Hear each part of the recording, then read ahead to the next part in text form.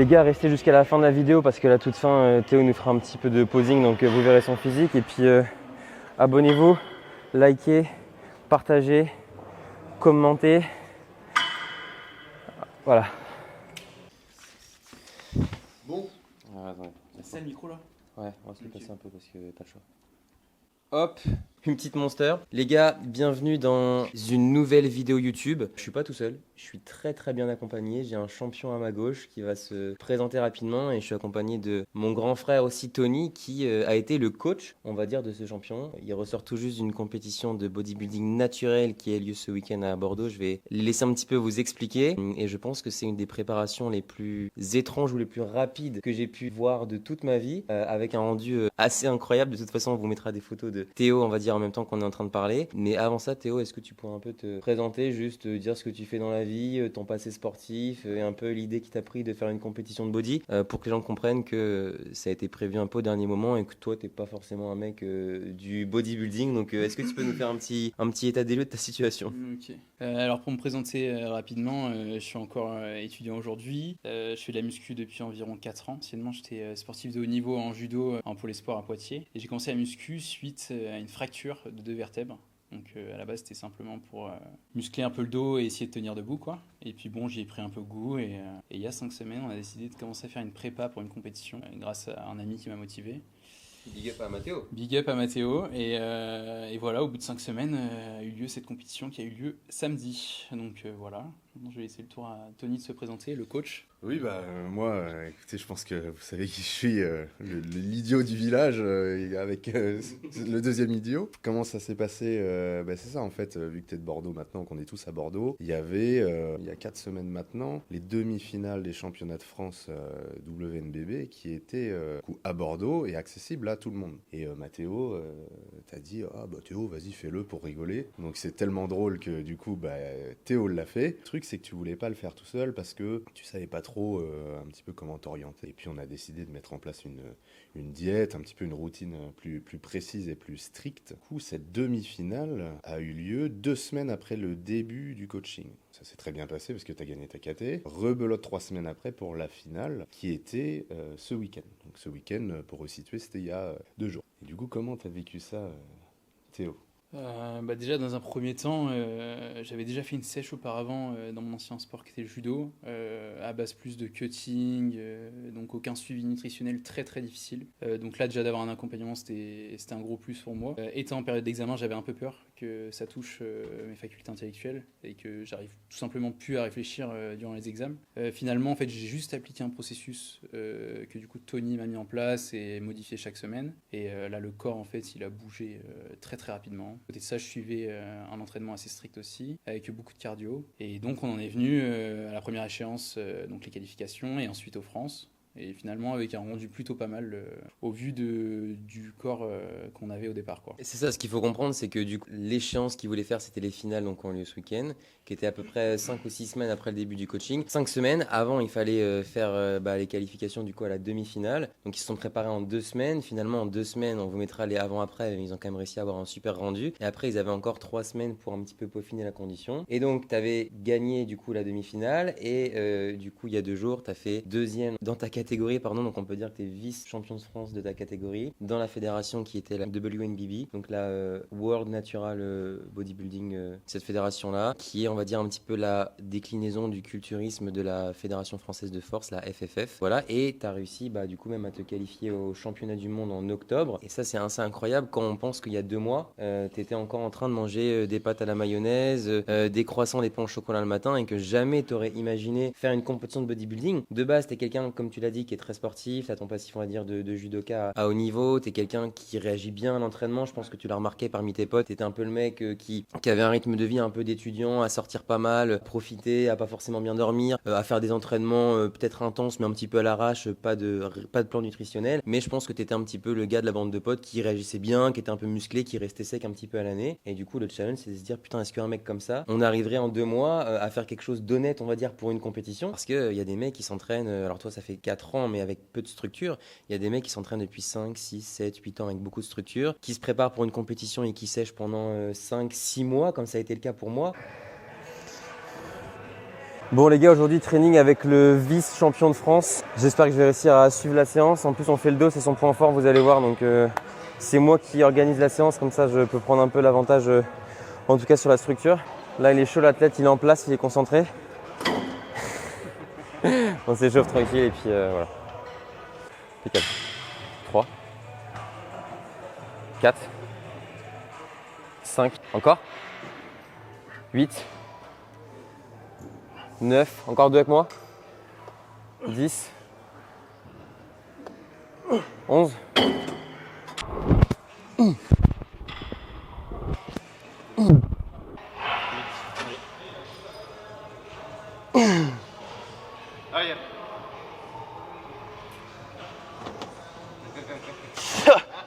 La machine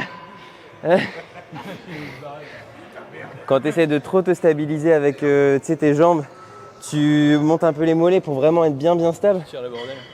Non, on va faire une séance assez rapide parce que dans 1h30, Théo il va faire des infiltrations pour les épaules. Là il bourrine sur le tirage vertical mais il va à l'hosto dans 1h30. Il va être content le docteur. Ouais. Donc parce que oui, ce qu'on n'a pas dit aussi, c'est que t'as pas entraîné les pecs Sans pec, ouais. pendant les 5 semaines de la prépa et même avant. Bah, c'est un an. Un an sans les pecs parce que tous les mouvements de développé, ça lui faisait mal au niveau des épaules. Et donc physiquement, les pecs ils rendaient pas non plus si mal. Mais c'était peut-être le point faible parce que du coup, il n'y a pas eu de training dessus. Impossible. Impossible, trop mal. Et malgré ça, pas trop dégueulasse. Ça va. Ouais, on avait adapté le posing pour aussi. Voilà, donc je sais pas si vous entendez tout parce que j'ai le micro ici, mais du coup je redis. Ils ont adapté le posing pour essayer de mettre en valeur comme les pectoraux sur différentes poses. Par exemple en side triceps, je pense que si tu as des beaux pecs, peut-être essayer de montrer les deux, sinon peut-être montrer plus le triceps, j'en sais rien. Et pareil au niveau du pump, pump peut-être plus les pecs que le reste pour essayer d'égaliser un petit peu on va dire les proportions. Au début j'étais mitigé, je voulais pas faire la prépa à cause de ça. Ah tu voulais pas faire la prépa parce que tu t'es dit... Tony, je peux pas pousser. Moi j'aime bien pousser, avoir des gros pecs et tout, mais là... c'est pas grave, le truc c'est que là, il y avait les écartés que tu pouvais conserver. Les dips, On les a, voilà. On a mis l'accent dessus et puis voilà. Et le reste... Mais c'est vrai que dans mon training on n'avait aucun truc comme ça. En fait finalement Tony, sur toute la prépa, il a adapté mon training pour quelques améliorations. Pas que j'ai besoin de réapprendre de nouvelles positions, de réadapter les poids sur les machines et tout. Vous n'aviez pas assez de temps pour te faire changer complètement de façon de t'entraîner. Fallait partir sur ce que tu faisais déjà, que tu avais mis en place, qui fonctionnait, ajuster 2-3 trucs. Parce que si te donnais un nouveau plan d'entraînement avec que des nouveaux exercices, les 2 premières semaines, tu ne les aurais pas rentabilisés parce que tu aurais appris les exécutions. Là, il fallait rentrer dans le vif du sujet. Et tout, ça aurait été compliqué. Non, c'est clair. Et je pense que c'était la bonne solution de faire ça. Même sur la bouffe, finalement, on n'a pas changé grand-chose. On a juste réduit les quantités et enlevé toutes les sources de gras et les sources de sucre. Ouais. Les avant-bras. Les avant-bras, Yann. Moi, ça ne rend pas pareil, bizarrement. Si. Mais t'es pas vice-champion de France. Ah ouais, c'est pour ça.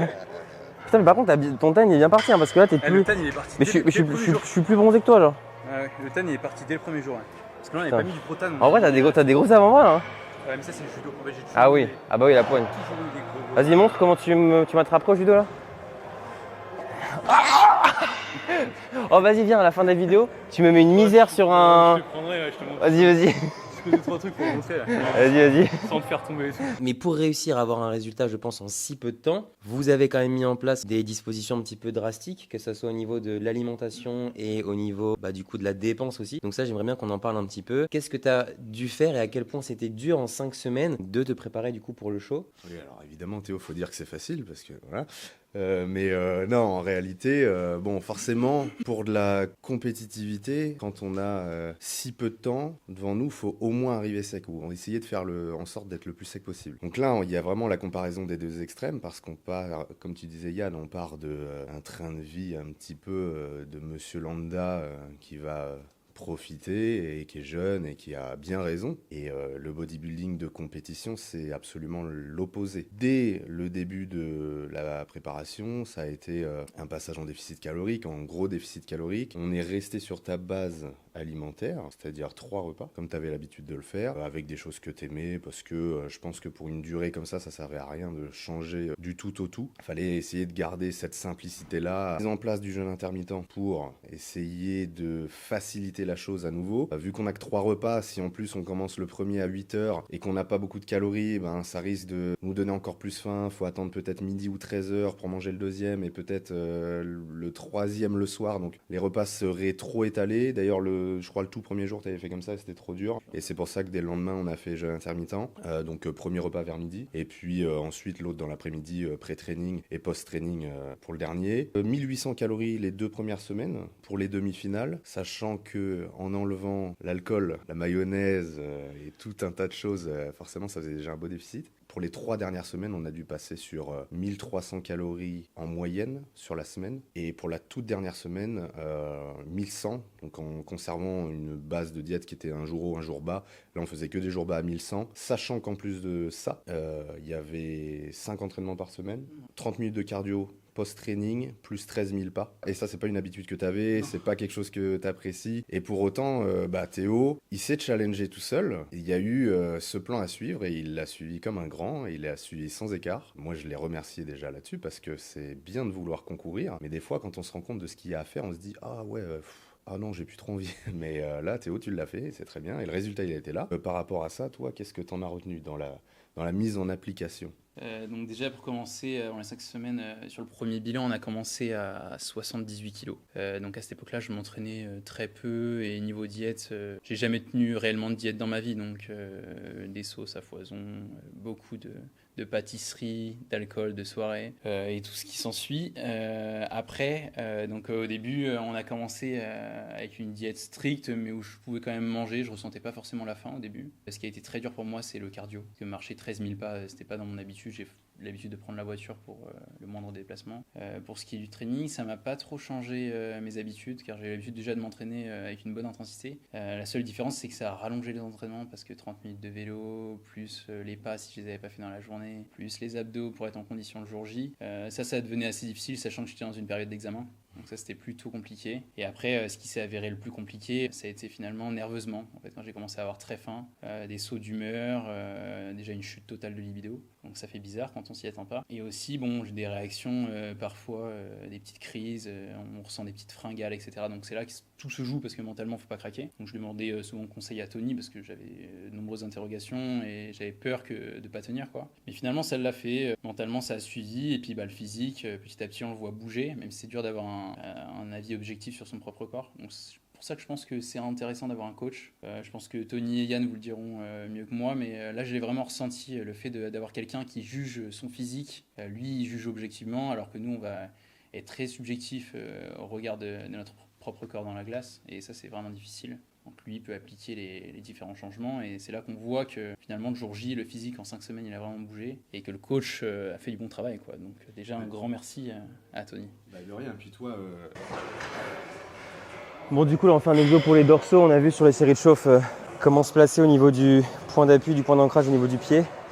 Pareil, l'exécution, tirer le coude un peu vers l'arrière, vers le bas, et pas trop resserrer l'omoplate comme il avait tendance à faire. Sangle de tirage obligé, et pareil je lui ai fait descendre sa main, parce que s'il prenait la poignée trop haute, il avait plus de flexion au niveau du coude, donc il sentait plus les biceps. Là on l'a un peu diminué pour réduire ça. Il m'a dit qu'il ressentait bien les dorsaux, donc c'est nickel. Allez. Ouais. Ouais.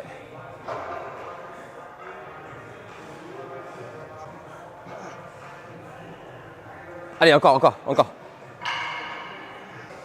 Ouais. Encore 2, 3.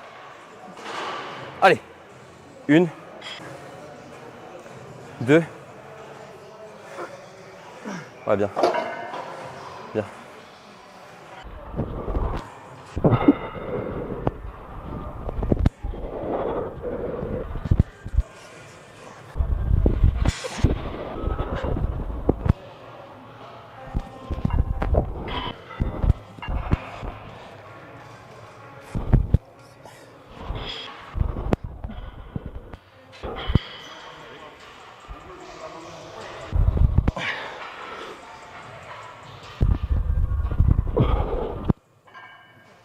On décharge les machines après utilisation, d'accord ?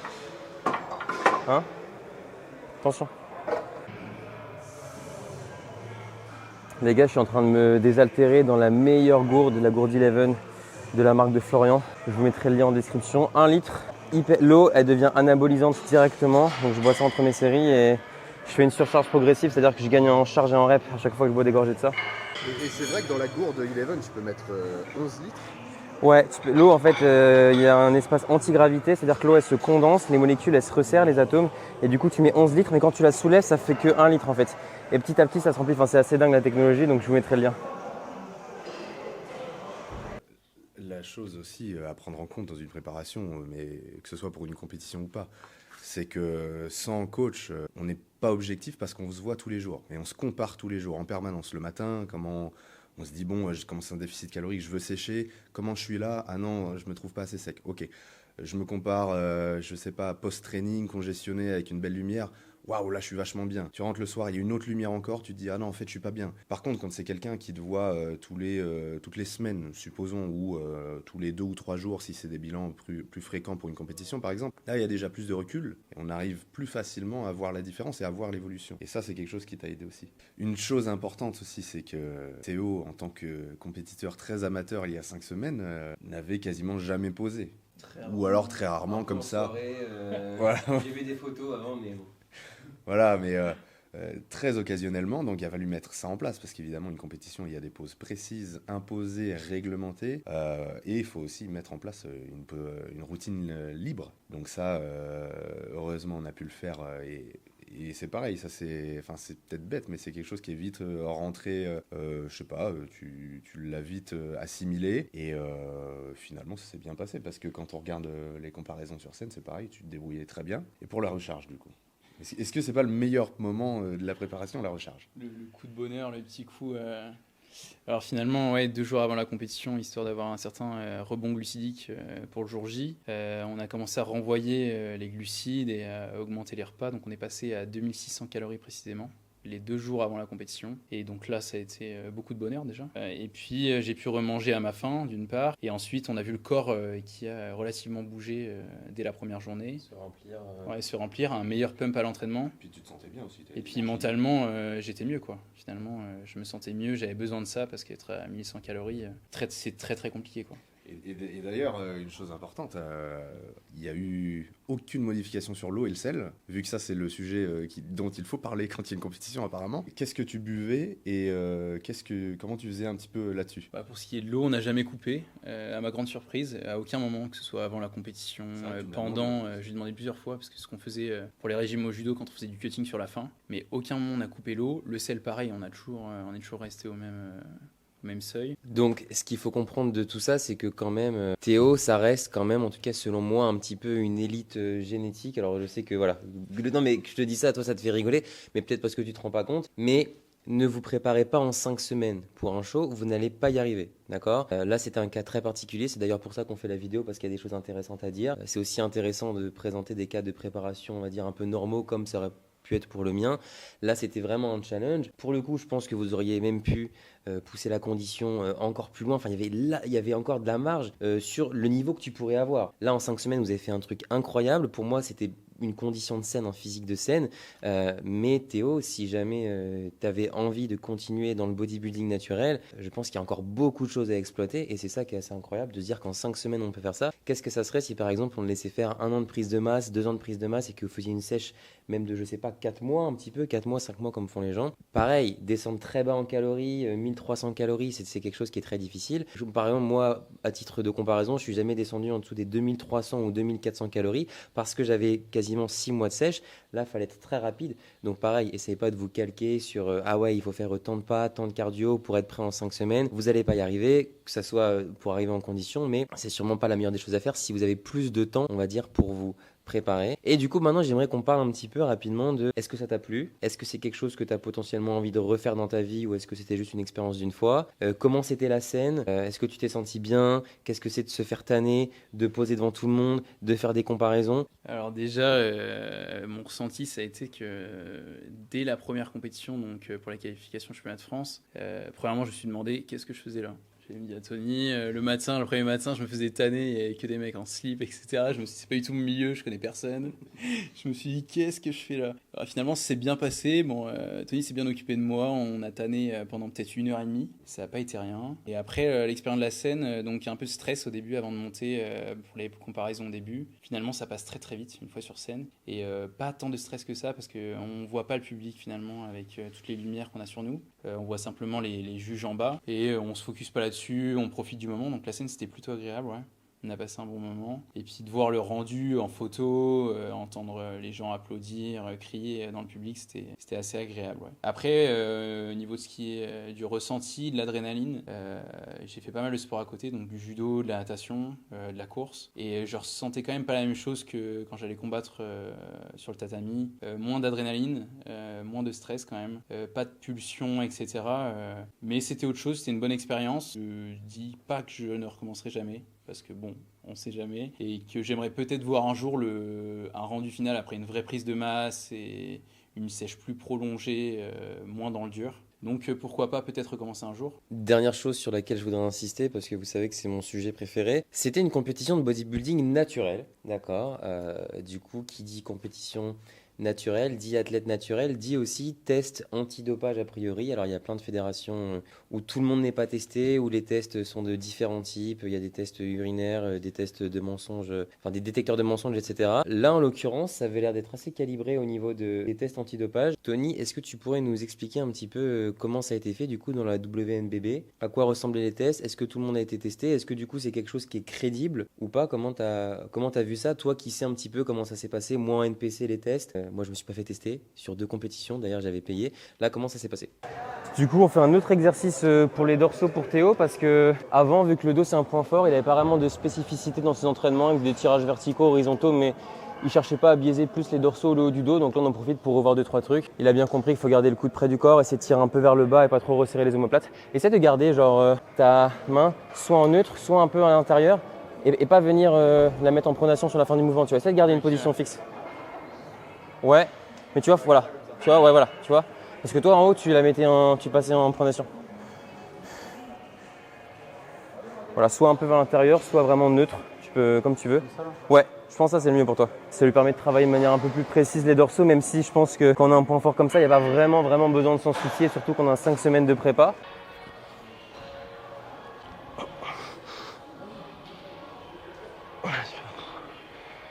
Trop mal à la tête. En fait, j'ai quasiment rien bu depuis ce matin. Dans le train, j'ai pas bu. De 6h à midi, j'ai pas bu. J'ai l'impression que t'es crispé, que tu respires peu. Ah, là, je me sens très fatigué, mal de tête et tout.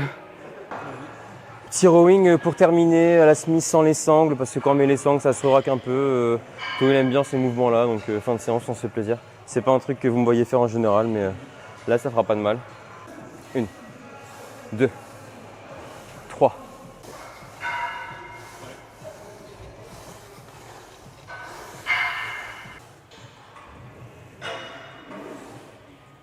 Ouais, ok. Wow. Mets-toi du dos, toi. Ouais,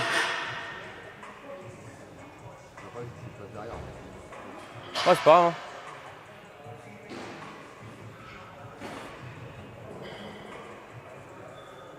MDR.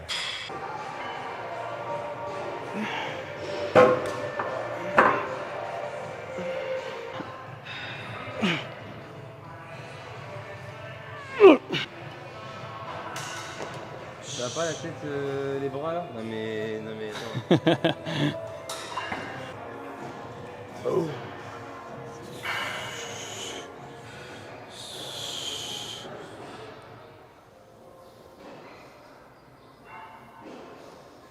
Cette fois-ci, donc pour mettre un petit peu en situation par rapport à NPC. NPC Natural que tu as fait l'an dernier et qui a lieu d'ailleurs dans un mois et qui aura lieu à nouveau. Il y a un paiement obligatoire par chaque athlète d'un test antidopage, c'est ça? Bon, ça t'est imposé. Le test a lieu ou n'a pas lieu. Voilà. C'est fait aléatoirement et si je me souviens bien, l'an dernier, sur peut-être 200 athlètes ou peut-être plus, il y avait eu 5 personnes testées, ou une dizaine. Aléatoirement, et j'en avais vu, d'ailleurs, j'avais vu un gars juste à côté de moi, quelqu'un est venu le chercher, tiens toi, faut qu'on te teste. Il était allé tout seul avec son petit flacon dans les toilettes à l'autre bout de la salle, absolument tout seul, et il était revenu avec le flacon plein. Donc déjà, ça laisse potentiellement quelqu'un qui voudrait se reprocher quelque chose, l'opportunité de peut-être tricher. Ce qui n'était absolument pas suivi, c'était un contrôle sans vraiment avoir un contrôle. On te demandait de remplir un flacon. Là, WNBB, ça s'est passé totalement différemment. Le matin de la compétition était divisée en deux. Le matin, il y avait les comparaisons des catégories, un entracte le midi et l'après-midi, toutes les routines libres. À l'entracte, une fois que chaque juge avait revu tous les athlètes et que donc chaque athlète était présent sur le lieu, l'AFP, qui est l'organisme qui gère le contrôle antidopage en France, l'organisme officiel, est arrivé. Ils sont arrivés à combien? 3 ou 4, non? Je sais plus. 3 personnes pour mettre en place les tests. Et donc là, appel pendant l'entracte de tous les athlètes par numéro, dans une salle, à la fois confidentielle et sérieux, parce que voilà, c'était dans une salle fermée. Moi, je n'ai pas pu y accéder. D'ailleurs, le test, tu l'as fait tout seul, avec les personnes. Chaque athlète comme ça, il n'y avait aucun accès. Et de ce que tu m'en as dit, du coup, c'était un test sanguin, urinaire aussi ou... Juste sanguin. Que sanguin, donc fait étonnamment, pas en intraveineuse, mais en intramusculaire, mais bon, c'est un nouveau système, paraît-il, avec toute un petit peu une leçon faite des risques encourus en cas de triche, en cas de détection de produits dopants ou substances dopantes. Il y a un résultat que tu as eu ou que tu vas avoir? Ils nous ont du coup averti que si on n'avait pas de nouvelles d'ici 6 semaines, c'est qu'il n'y avait rien, et que si on avait des nouvelles, bon voilà, ça engagerait une certaine procédure avec amende, pouvant aller jusqu'à 45 000 euros, et un refus, on n'a plus le droit de passer quelconque diplôme en France durant 5 ans. Donc voilà. Et donc ça c'est très important parce que c'est pas juste une histoire de si on te prend en ayant utilisé des produits dopants, on te retire ton titre de la compétition. Non, ça va bien au-delà de la compétition. C'est-à-dire qu'il y a des poursuites, il y a des amendes, il y a des sanctions. Et pour le coup, tu as aussi, toi, de ton côté sportif, un moyen de prouver que ce jour-là, tu étais bien naturel. Il n'y a aucun doute là-dessus. De toute façon, il n'y aura aucune surprise. Mais même pour les personnes qui peuvent en douter parfois, allez demander à l'AFP si c'est eux qui ont photoshopé les résultats ou que sais-je. Mais dans un sens, c'est très bien que ce soit mis en place, que ce soit contrôlé et que ça se fasse peut-être de manière plus fréquente, même si ça a un coût. Et pour avoir pu parler avec un des organisateurs de la compétition quelques jours avant à ce sujet-là, j'étais curieux en fait de savoir s'il allait vraiment avoir un test pour avoir du coup évoqué les faits de la compétition de Yann où tout le monde n'était pas testé. Il m'avait dit que ça faisait plusieurs années qu'il demandait à ce que les contrôles soient faits et qu'il ne se déplaçait pas pour le faire. Et là, à leur grande surprise, ça s'est fait et ils en étaient très contents. Là, au moins, en NPC, ils avaient testé que les vainqueurs de la carte pro. D'ailleurs, ce qui est un petit peu curieux, c'est qu'à l'overall, le gagnant gagne la carte pro. Imaginons qu'il soit testé positif 2 semaines après. Eh bien, à l'overall, il n'y a pas de classement des deuxième, troisième, quatrième. Ça veut dire qu'on retire la carte pro au premier, mais on ne la donne pas au deuxième, parce qu'il n'y a pas de classement en fait, à l'overall des autres personnes. Donc, en gros, la personne qui aurait été deuxième aurait dû être celle qui aurait gagné la carte pro. Moi, en l'occurrence, quand j'ai fait mon show aux États-Unis, j'avais payé, il me semble, $50 de test antidopage et je n'avais pas été testé. Je n'ai pas été testé en France non plus. Donc, j'ai payé et j'ai aucun certificat qui vaut ce qu'il vaut pour tester, on va dire, de ça. Donc, c'est un petit peu dommage et du coup, j'ai bien aimé quand j'ai appris ça, la façon dont c'était fait. Je pense que c'est difficile à mettre en place. Je pense que c'est beaucoup d'argent également pour l'organisation. Mais je pense que pour pouvoir s'épanouir dans le bodybuilding naturel, donc j'espère que c'est quelque chose qui va se démocratiser également dans les autres fédérations. Donc voilà, je trouvais ça intéressant de vous parler un petit peu de tout ça. Dernier sujet avant qu'il pleuve, parce que là j'ai l'impression qu'on va se prendre une nuée sur la gueule avant d'aller s'entraîner. Les résultats, est-ce que tu es content du résultat, ton classement? Tu m'as dit que tu étais un petit peu frustré parce que tu sentais que la première place n'était pas si loin. Enfin, donne ton ressenti honnête. Et après, le post-compétition, comment ça s'est passé? Là, on est 2-3 jours après la compétition. Est-ce que tu as craqué sur la nourriture? Qu'est-ce que tu as fait? Est-ce que tu as repris du poids? Comment tu te sens Donc, au vu de mon résultat, deuxième sur les championnats de France, un peu de frustration parce que je pensais gagner.